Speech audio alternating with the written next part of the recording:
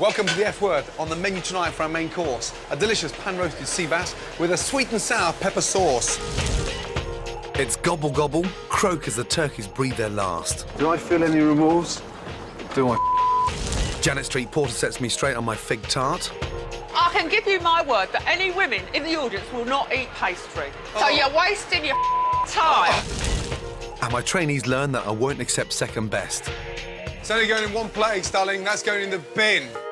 The F was here and the F was bad. Curse my mother and I curse my dad. Let I love my mother and I love my dad. Wanna have all that they never had. The F was here and the F was bad. Curse my mother and I curse my dad. Let I love my mother and I love my dad. Wanna have all that they never had.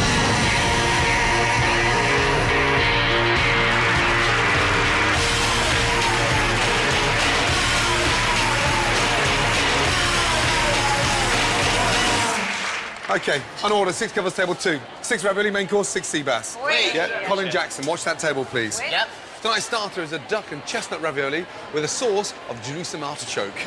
How long, Miller? 1 minute, less than a Yeah, minute. spinach then. Otherwise, I'm going to throw the raviolis back. Let's go, yes? Stop the spinach. I've got 3 commies in the kitchen this week. Tama, Miller, and Danny. Only one of them can come back next week. Right, now, first table, Tama. Raviolis are overcooked. Spinach is not ready, yes? Oui, chef. How long for yours? 30 seconds. Let's serve yours first. But can I have the spinach first? Chef, it's ready. Too late. Sorry, big boy. Missed your chance. That's cowboy cooking. Not in here. Wakey, wakey, yes? Yes, chef. Now we're serving a Jerusalem artichoke sauce with the ravioli. Don't peel them. The flavour's in that skin. Slice it in half and just slice it down, almost like you're slicing shallots. It's important to start soaking them straight away, otherwise they'll go black. Now we sweated them down, we're going to add some chicken stock, but you can add a vegetable stock and keep it as a vegetarian sauce. Bring it up to the boil, turn down the heat, 8 to 10 minutes, and then they're going to be ready for pureeing. Look. And there we have the most amazing Jerusalem artichoke sauce ready for the ravioli. Miller. Yes, gone. Far too thick and it's like stodge. We'll put Yes. some more stock in it, gone. And Miller, More stuff. Yes, gone. you can do something with these as well now, yeah? Start again. Sorry. Next, the filling for the ravioli. Duck confit. Basically, it's going to be cooked in its own fat. Get your duck fat and just pour the duck fat over the legs. 180 degrees in the oven for about 1 hour, 45 minutes. Nice and slow. Next, shred the duck off the bone and add a tablespoon each of chestnut puree, sherry vinegar and double cream. Season with chives and bind it all together. Get your mix and put it into a nice ball, because that's the shape of the ravioli. But look, you can still see the duck, the chives, the cream, and that's ready to go in between the pasta. 2 discs per portion, duck into the centre of the pasta, and then we use an egg wash around the outside that binds the pasta together. 1 disc on top of the other, place over the ravioli, push down, lift up into your hands, and just squeeze all the air out and go around. And just remember the sort of days when you used to grow up with those flying saucer spaceships with a sherbet in the centre. That's all we're trying to create. Nice round top and a nice round bottom. Most important thing about cooking raviolis is always add a touch of oil to the water. That strengthens the pasta when we put the raviolis in the water and also protects it. And then just get the pan and twist the pan from left to right. And what that does, it prevents any ravioli from sticking on the bottom. Turn that gas back up now. Yeah? If you put the 6 in there, the temperature's gone down, so you have to be intelligent now, turn the heat back up a little bit. If it's not boiling, what happens to the ravioli? It will just break apart. It will burst, and it will sink to the bottom, and it will stick to the pan, and then we'll throw more away. And with that, you can off home, yeah? Salt, Tama, let's go. Oh, no. Yeah, no, you just put a big clump in there, Miller. I'll toss it around to Yeah, or take it out. You don't just put a clump in there, otherwise someone's going to have a very salty ravioli, yeah? Get it in the bin and start again. Chef, I've got 10 seconds, start. Yeah, that's right. 6. I don't want all that bullshit, 10, 5. I just give you 1 minute. Yes, chef. 6 raviolis in. Oui. When they're in the water, then you connect with me. Yes, chef. Until then, shut the up, OK? They're going in now, chef. Let's go. Turn the gas down, please. Yes. OK. Spinach. In the centre of the bowl. And the spinach helps the ravioli stay in place. Now, the juicy artichoke sauce. That is winter at its best.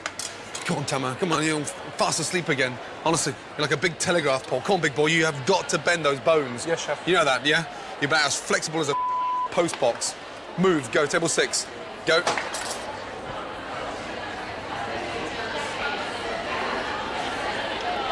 How was your duck ravioli? It was absolutely delicious. Yes? This time of year, wintry, sumptuous, rich, chestnuts beautiful. It is so well balanced, the flavours. Very creamy, it's meaty, perfect. It's Judgment Day for the turkeys, and it's the first time I've ever slaughtered an animal. The turkey's time is up.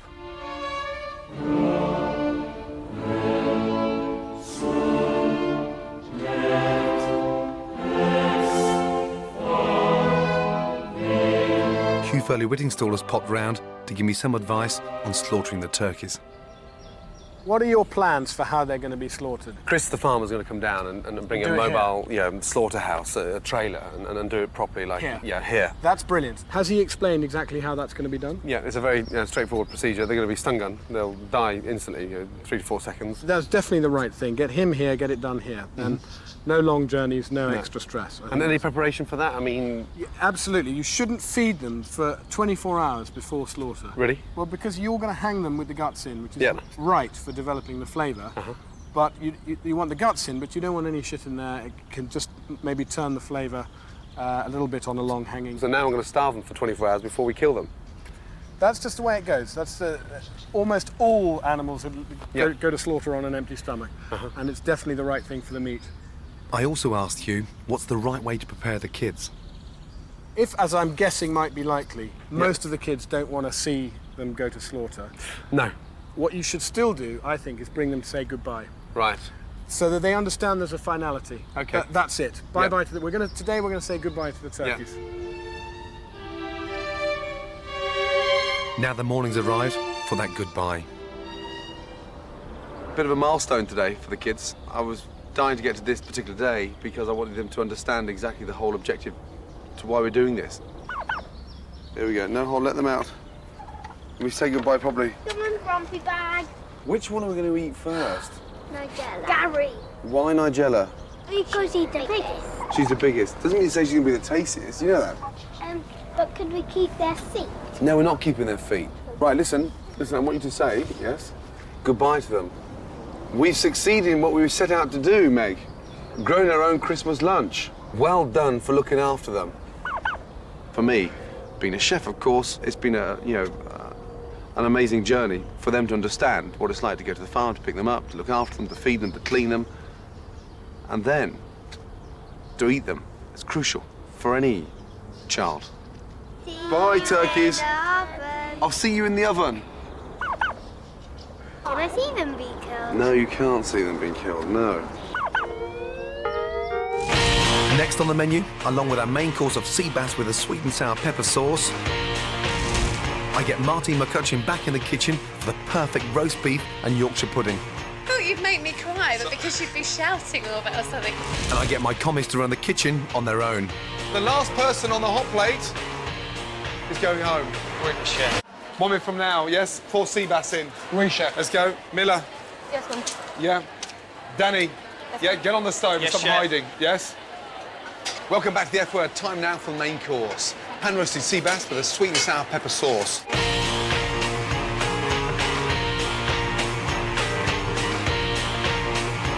Sea bass. In French, loup de mer. That means wolf of the sea.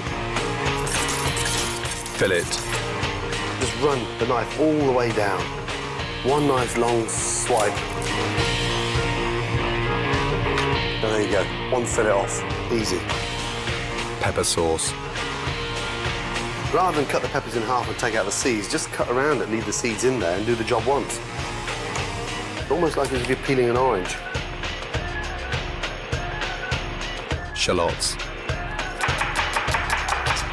Nice hot pan. Olive oil.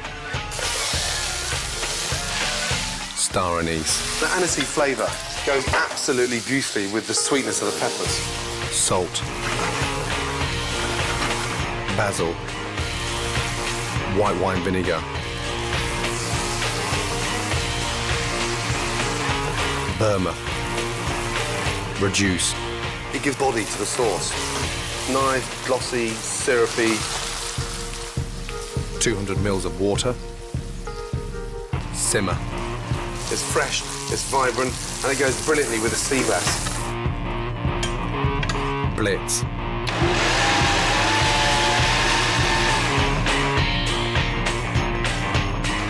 Absolutely beautiful bass.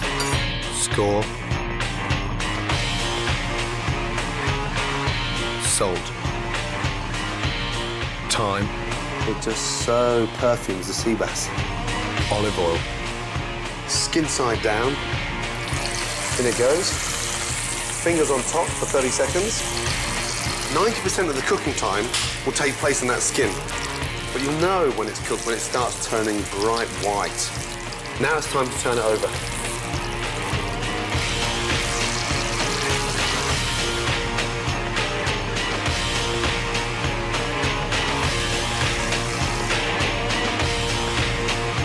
Just finish it with olive oil. Sea bass with pepper sauce. Done. With the sea bass, we're serving braised endive and rice pilaf. Now, endive is something you eat a lot of raw in salads. I quite like it this way because it's sort of roasted, braised, cooked in orange juice, and it's the perfect way of cooking endive, especially in winter. Now that we've got the colour on there, the caramelisation is taking place on the outside, it's time to add a touch of Grand Marnier. Grand Marnier in. Whew. Merry Christmas. Once we've burnt off the alcohol, get your orange juice, give it a good shake, and now, look, orange juice into the pan. Into the oven, 10 to 12 minutes, and by the time the orange juice is evaporated, the endive is cooked. Miller? Yes, Gordon. Look at the bass. Miller, it's only going in one place, darling. That's going in the bin. It's burnt. Sorry. Start again. Yes. No. And Danny, what the are you doing? What are you doing?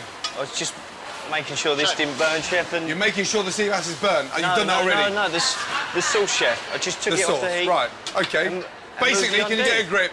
Yes, Chef. 10 portions of sea bass in the bin, nothing happening. Yes, Chef. You're looking busy, but you're actually doing nothing. And all you're doing is just spinning around, you know, like this, bobbing around. Nothing's actually been done. Now, there's the top of the endive. Oui. Yeah? Get the endive coming back down like this. See that nice little point it had? Oui. And place the base of the endive, yeah?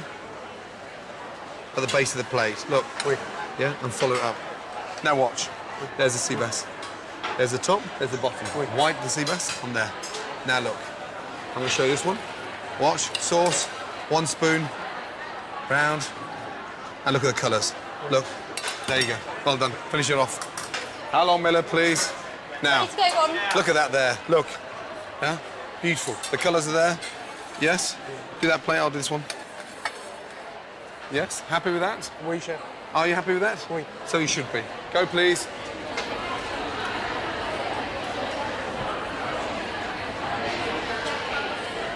I've been in another woman's kitchen this week helping her to make the perfect roast beef and Yorkshire pudding.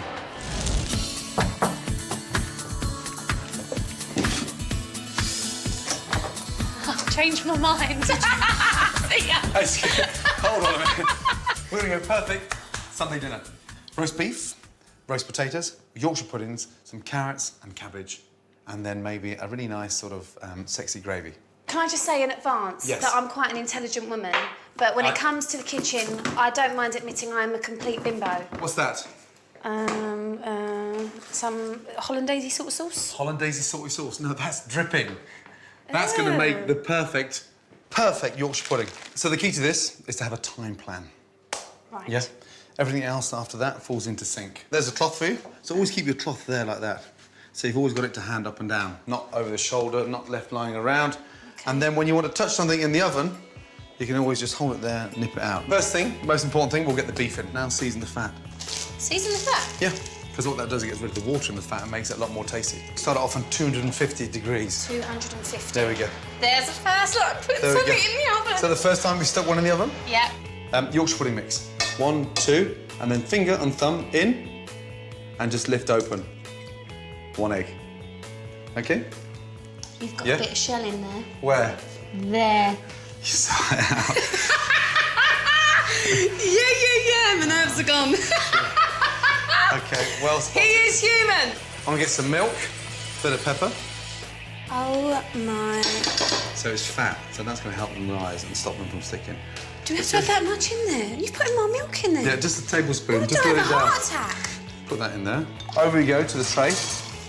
In one. That's it. Good. A little bit more. Good. Whilst the beef is roasting away, they should go zoom. And now we're to do the easy stuff. Roast potatoes. I have had nights where I'm thinking, God, it would be so great if I could cook right now. Christmas dinner, sometimes I'd like Christmas at mine, and then my mum's like, no, why do we have it at yours? Because then we've got to cook, and we haven't got everything we need there, and we have to bring everything with us. I like to get the tray on top of the gas ring before it goes in the oven. It just stops it from sticking. Watch your fingers. Rosemary. Ow, he's bloody spitting. Yeah, it does, but that's the water from the potatoes. Now you can start to see the potatoes colouring a little bit. Let's check the beef. Put your fingers like this and just touch your jaw like that inside your cheek, yeah? Mine's very Yeah. spudgy. Yeah. That means it's rare when you hit on the beef like that, so that's still quite rare. If it's medium, it's firm, it's like your chin. Medium, well done. Medium, well So- done, Claire. They are absolutely amazing. Just to finish them off properly, the secret is to turn them around, turn them upside down, so they cook underneath. Oh, look at that. I'm going to throw in a little bit of onion. Do you know what? They're doing my eyes in. Yeah, absolutely right. Dear, oh dear. Shit, they're strong. I thought you'd make me cry, but because you'd be shouting or something, not because of the onions. What are we doing now? Gravy? Gravy. What I'm going to do is just put some of these tomatoes in the bottom. All they're going to do is actually make the gravy a little bit sweet. Yeah, I grew up in a 3-bedroom council estate, shared a bedroom with my brother. This kind of food we didn't eat. No, I didn't either. There's quite a few foods that I was kind of quite frightened of, I must admit. Like what? Well, I mean, the word organic, I immediately thought that was something disgusting. Yeah. For a long time when I was, Yeah. when I was younger. Uh-huh. And when people used to say that they were kind of vegetarian, I used Yeah. to think, ooh, What's that? what on earth would you eat then? Because everything, like I say, was chicken, chips and beans, fish, chips and beans. Yeah. You know, And that was it. and that was it. A nice knob of butter in there. Where's the butter? Butter should be in the fridge. Okay, how big do you want the knob to be?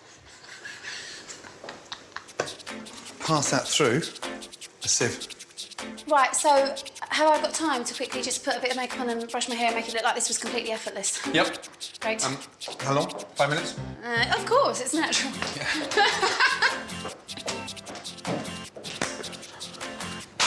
Now, women back in the kitchen.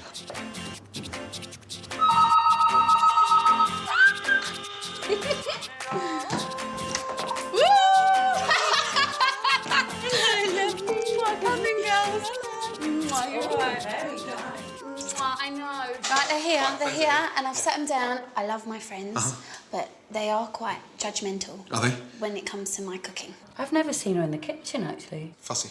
They're just dreading it, I think. Martine cooking, are we a bit worried? Don't worry about getting everything sort of piping hot. The beef's rested. Yes. Yorkshire puddings are served at room temperature. Yeah. Are you sure they're meant to be served at room Yeah, temperature? no, what we'll do, just before we take the potatoes out, we'll stick them in the oven. Just a little bit Yeah, heat. absolute definite. Try and keep the plates nice and clean. So it looks like I really do know what I'm doing. Yeah, and you're in control. That beef looks delicious. Yeah, see how it's coming together? Colour, so it's just all almost coming out like a sort of a chain reaction. This has to be your pièce de résistance. Yeah. Crispy and nice and light. Look at that. Yeah, that's it. Good. Ready? Well, that's it. Well done, babe. Oh my Now, God. yeah, here we go. Okay.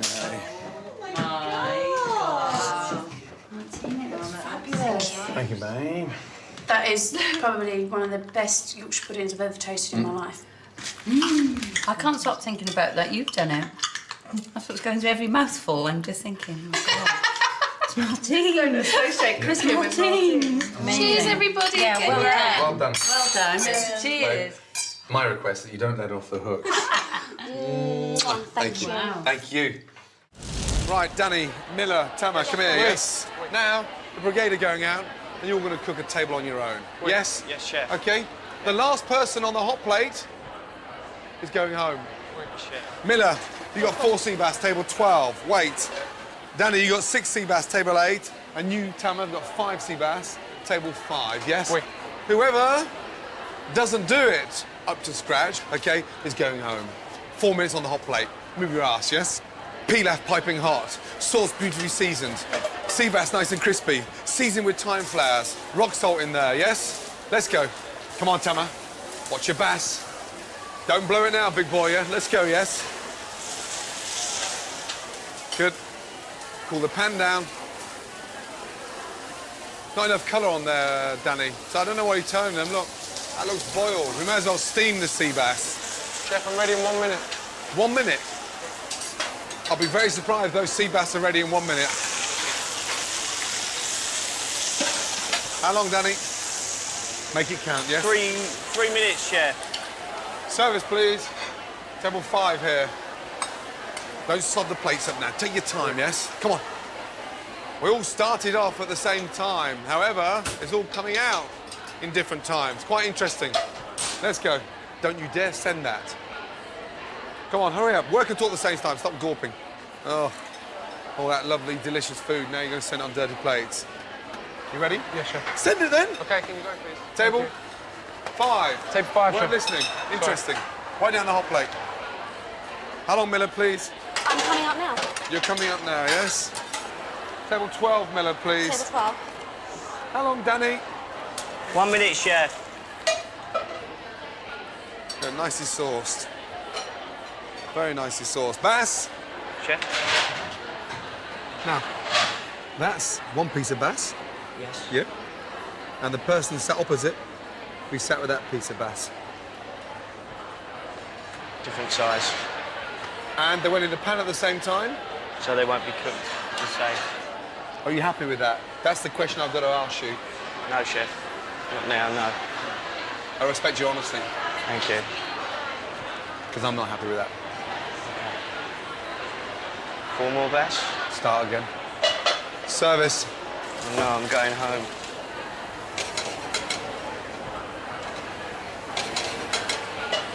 That's the top of the bass, that's the belly. Turn Oh, it do you around. mean- That's okay. at 6 o'clock, yeah. I mean, I've been meaning it for the last 4 hours. That's better. Thank you. Okay. Table, 16. go. Thank you. Come on, Danny, please. It's not, How long? It's not quite there, chef. Yeah. 1 fish, not quite there. You okay? Not quite long. I've got to have a... 1 minute, chef. 1 minute. There you go. Thank you. Yes. Table 10, please. Ladies. Gordon, How was the bass? I liked it. Yes. With that wild or farmed. That we don't use farm bass. Line caught Right. and cooked on the skin, so Yeah. nice and crispy. I seasoned like with the thyme skin. flowers. I think the skin, it really annoys me when I see people leave the skin because the skin's where all the nutrition is. I know, but and I it's mean, where all the oil is. That's why we cook it on that, and of course we season it with thyme flowers, and it's really nice and crispy. It was really, really good. I'm not a massive fish fan, but I think this has converted me. There was a lot of depth to the flavours. I think terrifically tangy red pepper sauce. Fantastic. Really, really enjoyed it. Love it. Okay, Tama. Yeah, Danny. And Miller, quick. Yes, I'm sorry. Well done. Yeah. That was a test to push you to the extreme there, you know that. Yeah. And boy, did it feel like you're really on your own there, cooking everything from the endive, pilaf, the bass. That was the race to see who had it together. Do you understand? Yes. And Danny, I so respect what you said there because you knew one bass was overcooked. Yes. And one bass was cooked perfectly. Yes. Unfortunately, not good enough. No. But you've got to be happy with yourself tomorrow morning. Yeah, cool. Because the effort, big boy, was 110%. Thank you. And something to be really proud of. Good night. Good night. And remember what you did, Good night, Big Girl. guys. Yes? care. Say good night Thanks to a him. lot. Well done, Danny. Next on the menu, it's pudding time. Janet Street Porter thinks her baked fig recipe is better than mine. I'd like to wish you good luck.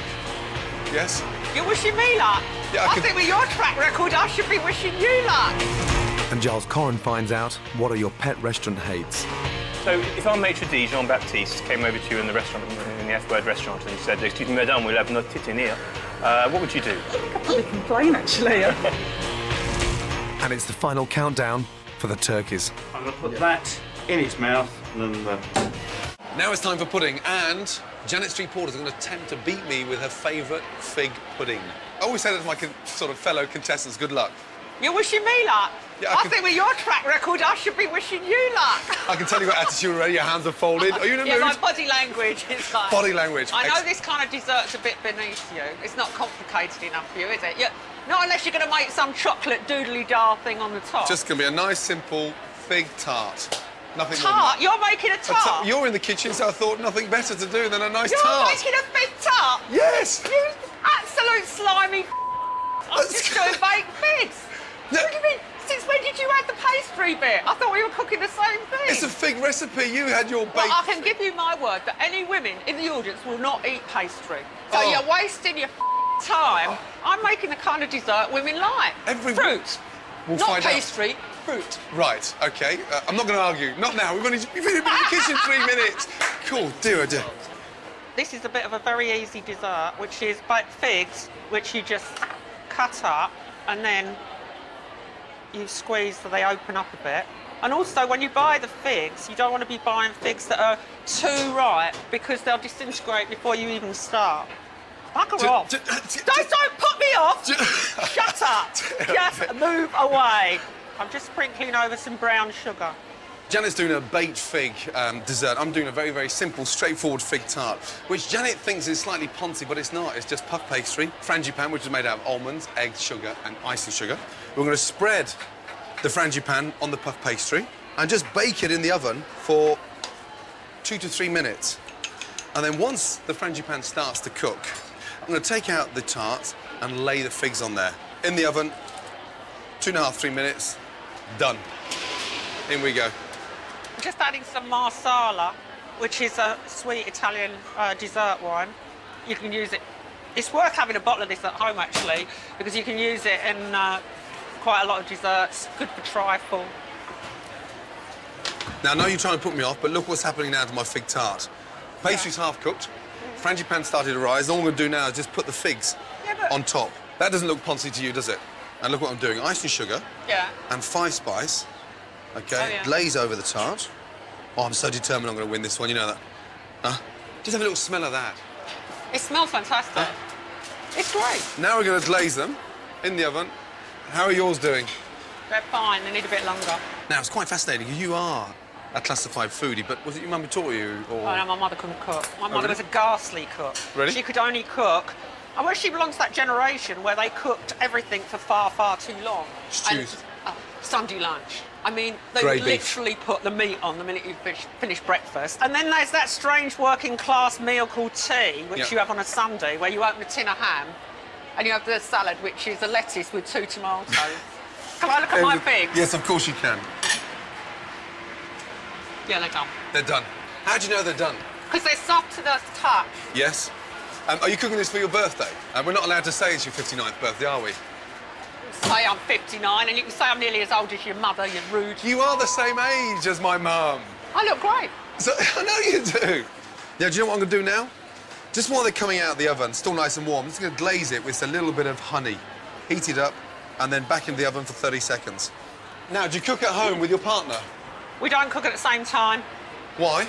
I've been married 4 times, Gordon. I know where it all goes wrong, so I don't want it to go wrong. So we never cook the same meal at the same time. So that's where it goes And pear-shaped. also, he wants to eat things like mashed potato. I can't eat mashed potato. I'll have an arse the size of a house.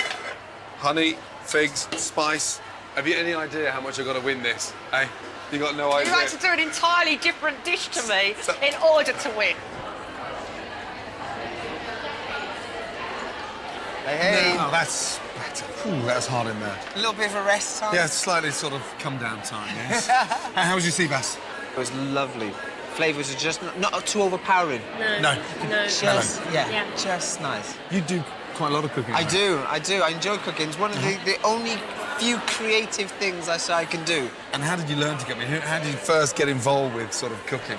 Do you know? No, I used to watch. Just sit and watch. Didn't do anything, take any lessons, do any recipe books. Just watch how my parents used to cook. And my father used to do most of the cooking. Oh, okay. My very first meal I ever cooked wasn't a Jamaican meal, funny enough. No.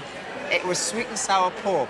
Sweet and sour pork. And I was 9 when I did that with. You guys have been spending a lot of time together over the last couple of months. Yes. Was Erin a good teacher? Was she? Excellent. Yes. Patience of a saint. Show me position 1. There's no That's position. we don't have that. Isn't there? No. Ask him to show you a cha-cha-cha or a... Just show me any snake position. It's quite difficult. I mean, the first thing, if you try to learn to, certainly when we're doing some assembly, is to try to learn to roll your hips. Yeah? So from Ready? here, over, roll, and back. Slowly, do slowly.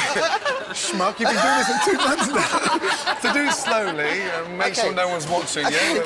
You take your foot to the side, you roll in, through. Roll your hip and go back. Hey, I like it.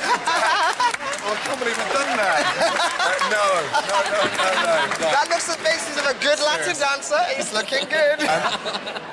Hold on, guys. Thank you. Cheers.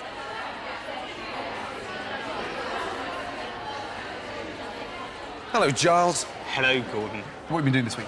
I've been looking at things that ought to be banned from restaurants. You know, basically the government are banning smoking from everywhere. Yes. And I thought smoking's, I know they're banned, it's banned in your restaurants. Have been for a long time. But it's not the end of the world, smoking, and there are things which are far more irritating in restaurants. So we did a survey to find out what other things people would like to see banned. Welcome to Chez Giley. For one day only, the owners of this restaurant have kindly lent it to me, and now that I'm a restaurateur, I'm going to start banning things, almost everything, the things that annoy me. I don't know what annoys you. For example, people who drink cappuccinos after dinner. It's a breakfast drink. Or ugly people. They just put me off my food. Supposing it was your restaurant, though, what would you ban?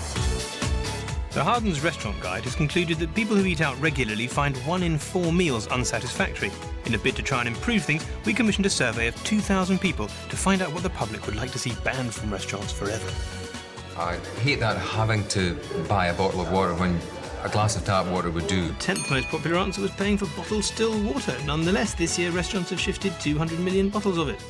Bad background music needs to be banned. Background music is there at number 9. Women wearing really chokingly overpowering perfume. In our survey, that was the 8th most popular answer. Can you think of anything else that people might like to see banned from restaurants? I think probably children. Do you think we should ban children? Do you think we should just throw them out? Or do you think we should let them stay? Let them stay. Absolutely. Unfortunately, banning children came in at number 7. Breastfeeding? I think if women want to breastfeed, then they should be encouraged to do it in the window. 6th in our top 10 of most popular answers was breastfeeding in restaurants. But 2/3 of mothers attempt to breastfeed their babies, and the wind is definitely behind breastfeeders. In Scotland now, you're committing a crime if you try to stop it, and UNICEF wants the rest of the UK to go the same way. If people are that offended, it's up to them to leave. It's not up to me. If my child's hungry and wants to eat, then, you know, to me it's more embarrassing and it would ruin your evening more to have a baby that was screaming. So if our maitre d', Jean-Baptiste, came over to you in the restaurant, in the F-word restaurant, and said, "Excuse me, madame, we'll have no titine here," what would you do? Oh, I think I'd probably complain, actually. What do you think the most popular answer might have been? Maybe PDAs, kissing, making PDAs? public displays of affection. 5th in the survey was snogging in restaurants, with more than 1/4 of people voting for it to be banned. The toilets are not the sort of place you'd want to be parked close by, so bad placement of tables. Our survey says that tables too close to the loo are at number 4. Mobile phones. People talking on their mobile phones. One minute. Yeah. No, I'm doing a bit of telly. Sorry, what was that? You were saying there was something you want... Mobile phones? Oh. Unsurprisingly, mobile phones come in nice and high at number 3, but women are less interested in banning them than men. What do you think the top answer might have been? Say if you're going for a romantic meal and you get sat next to a whole group full of people maybe that haven't seen each other for ages. So what we're basically talking about is badly planned tables, specifically thinking about romantic couples. Yeah. Tables too close together. It's our 2nd most popular answer. One of them most irritating is when you are charged service charge. And then, of course, you get the chit back after they've taken your card away. And on it will be gratuity as well. So that thing where they add the 12.5%. Yeah, and then they bring it back with a blank Then there's a nice slip. little, space, gratuity, and you think, well, I've paid that much, so should I actually doubly pay? It's our top answer. The terrible practice of trying to make people tip twice is what most people want banned.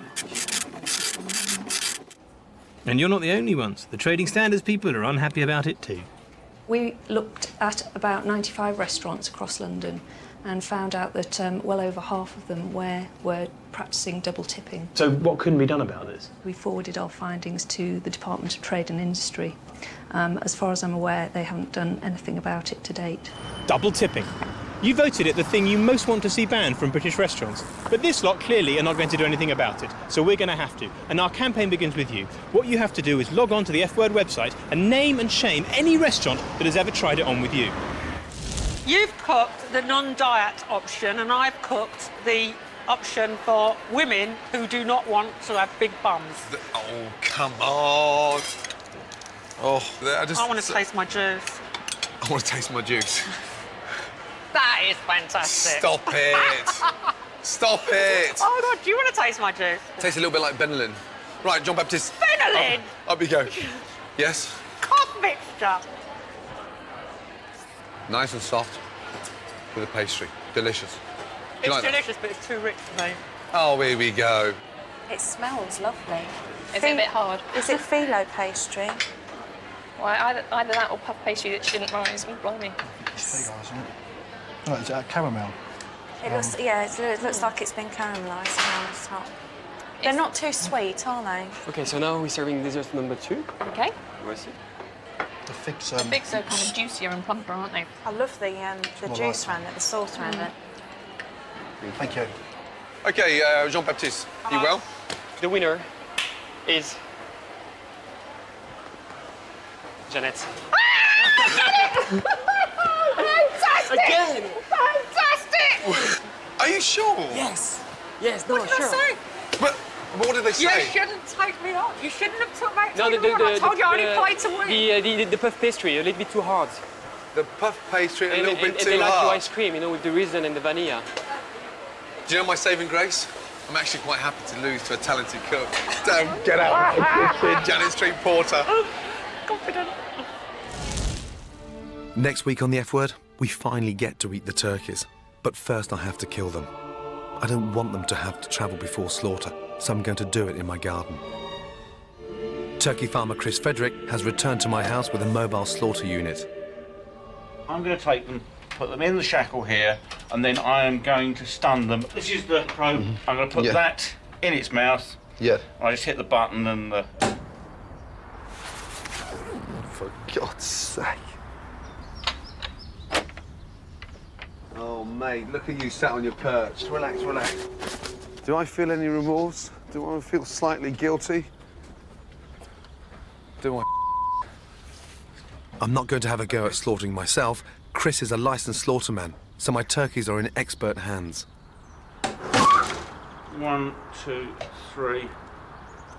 Eyelids are coming back. We're about there. That was so quick. That's it, done. Just cutting the arteries and veins in the back of the throat there, look.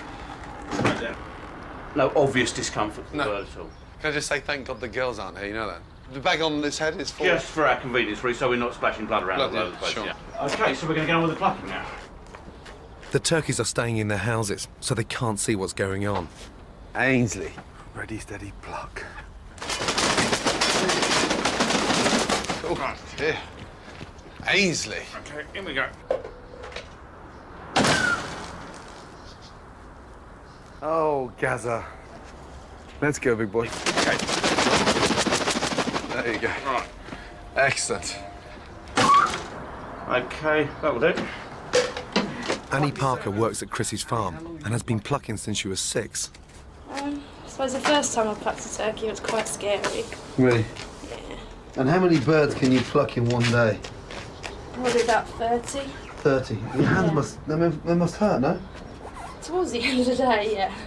Incredible. It does get a bit sore on your fingers. And it's a lot easier to do it when they're warm. Yeah, much easier. Yeah. Starting off with cold hands can be a bit slow. Working on the farm, you don't get attached to them, do you? Oh, no, definitely not. No. What would you give me as a piece of advice? Always start from the wings. Always from the wings, because they're the thinnest part of the bird. That's right, yeah. Work your way down to the neck. Yep. and then you just come back up to the breast and you just work your way around till you get to the legs. And don't rip them. So when you first met your boyfriend, yeah, what do you do? Oh, I'm a mechanic. Oh, what do you do, love? Yeah, I'm a turkey plucker. This one's cleaned up very, very well. Hasn't he? One pluck Gary. Come on, Jamie. Be a good boy. Here we go. Straight into the shackle. Yep. We go. I'm standing well back. There's 600 volts going through those birds. Let's go, Delia. Cool dear. Stunned. Come on, Nigella. No. God, she's so big she can't even fit through the door. The last one. Yeah. Why do we use electricity and not breaking the neck? Well, we find it a much more humane way of dealing with the job. Very quick and straightforward. That's the job done for the day. It's a sad ending, but it's the start of an exciting beginning. Okay. Oh, dear. Finally. That's exactly what I wanted. Stun-gunned, plucked, and ready for the butchers. Thank God the kids aren't here.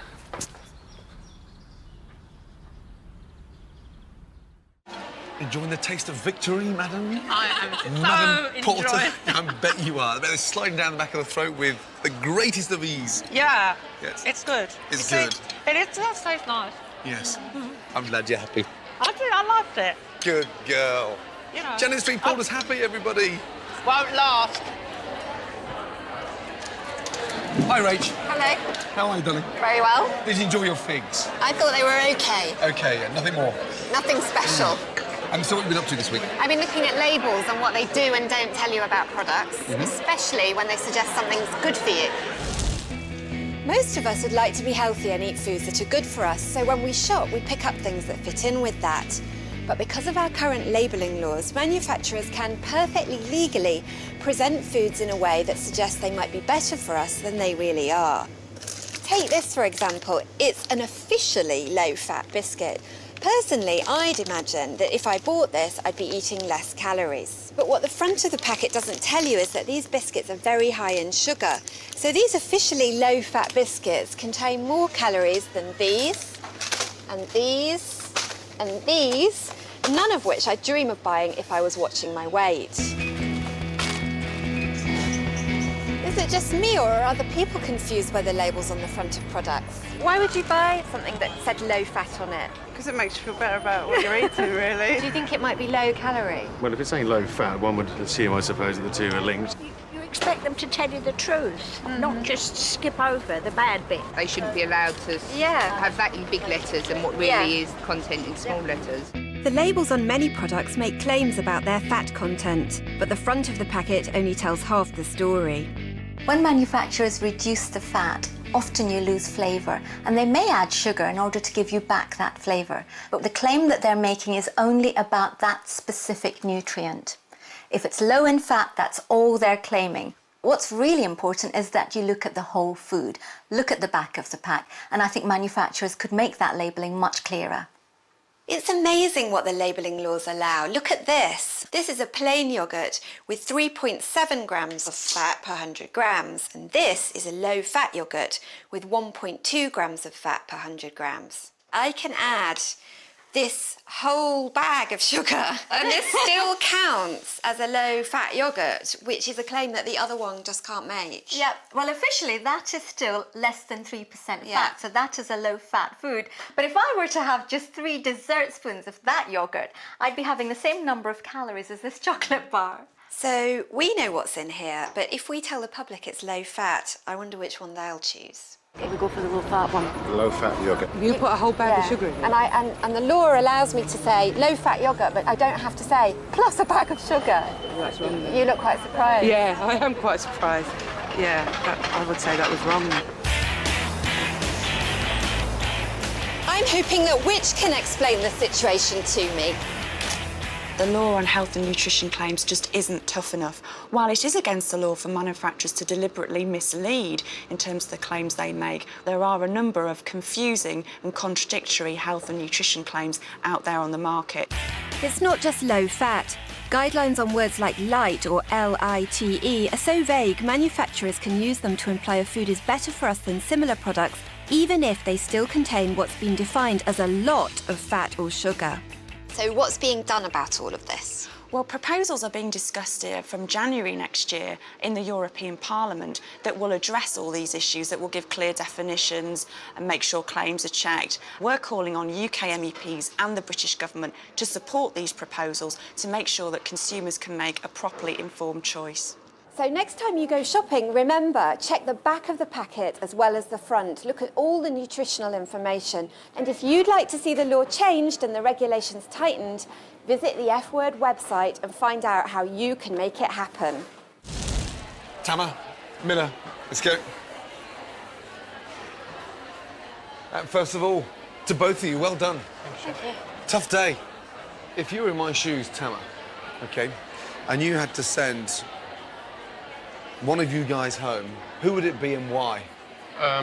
So far from day one coming here, I've learned, and I know I've got so much more to go in. You know, it's such a big journey ahead of me, but I'm hoping that, you know, you'll take me back next week so I can learn a little bit more with you. And, Miller? I hope you'd send Tama home. I think you'll admit there's a difference from how I was in the beginning. And I think it can only get better. I think I can bring commitment and maturity and just really hard work, frankly, to the kitchen. And I want to do that. You both did exceptionally well. The person who's going to be going home is Tama. Okay. But let me just say this. You're 18 years of age. Even in my kitchens, I don't have many 18-year-old cooks as strong as you. Thank you. You did very well. Cheers. Thanks. Congratulations. Thank you very much. I'll see you next week. Yeah. I think he deserves a kiss. Well done, you. Next week on The F Word, it's Christmas dinner, and we finally get to eat the turkeys. Did you believe that something that looks like a little runt could taste so delicious? The pressure is on as I try to beat Hugh Furley-Whittingstall's chocolate pudding. You're distracting me and you're making me over-whip the egg white. And Sharon Osbourne has mixed feelings about my oysters. I think they look like bogies, big bogies. Thank you for watching The F Word. Now, we're on a different time and a different day next week, 9 p.m. on Wednesday. I'll show you how to cook the perfect Christmas dinner. See you then.